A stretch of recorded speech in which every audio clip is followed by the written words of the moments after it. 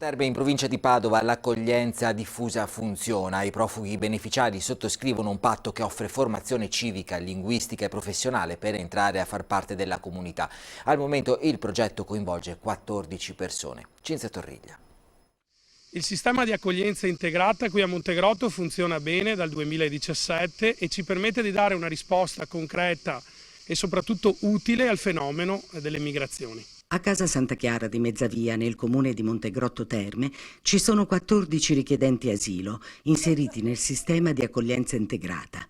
Le persone che arrivano sottoscrivono un patto, un contratto, un vero e proprio accordo che li impegna non solo a imparare la lingua italiana, ma anche a fare dei corsi di formazione professionale, educazione civica, tirocini. I SAI sono progetti d'accoglienza finanziati dal Fondo Nazionale per le politiche e i servizi dell'asilo. L'amministrazione comunale non mette un centesimo. Il nostro appello è al governo e alla regione: se si vuole fare l'accoglienza diffusa bisogna finanziarla, perché non può ricadere in capo ai sindaci. Lui è Mobido Tura, ha 28 anni, è fuggito dal Mali, un paese sempre in guerra.